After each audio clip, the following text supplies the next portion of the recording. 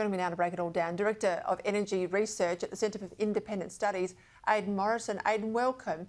The PM says that this is a great announcement for power bills, it's great for the environment, but anyway, I look at this, I think it's pretty elitist. It's a policy for the rich. I mean, I can't name any pensioner or anyone on a fixed income that can find $10,000 just to put a battery system in, and obviously on top of that's the subsidy. That's exactly right. I can't see how it works as a genuine cost of living measure, any which way you look at it. Because if you've got $10,000 sitting around ready to invest, and you might recoup that back over about 10 years, you're not genuinely a battler who's struggling with the cost of living crisis. So that rules out anyone who's really struggling from even participating in this measure.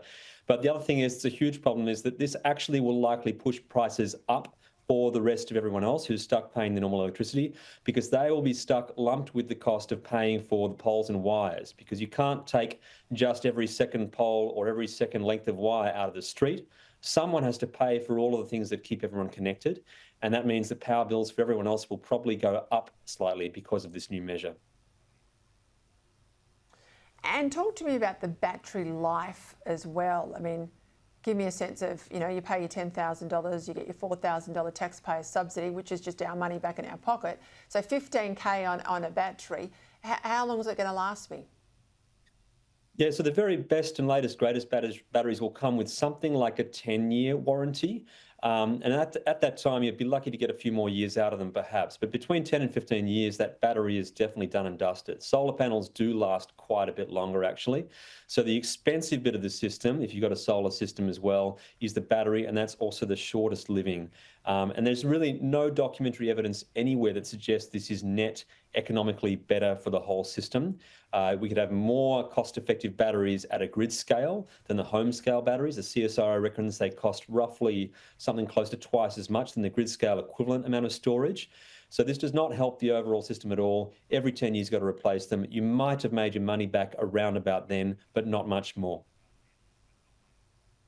And of course, there's been such a big change in the feed-in tariffs as well, which makes, I guess, solar economical, but nowhere near what it used to be.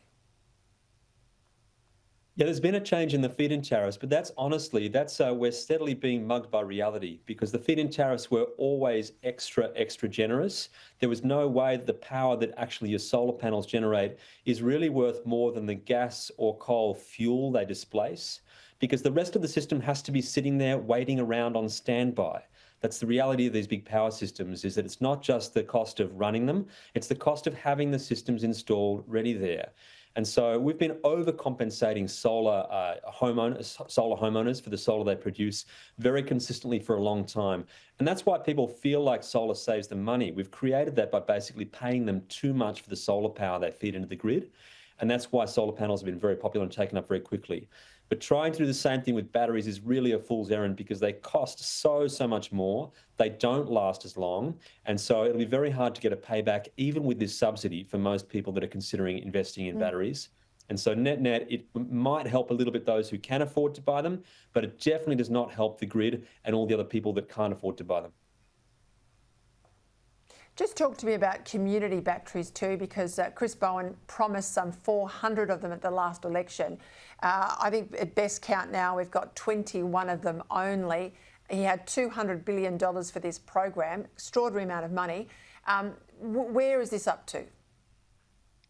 Yeah, I don't think it's going very far. Community batteries might be the one exception. I think that I said that home batteries are more expensive than the grid scale.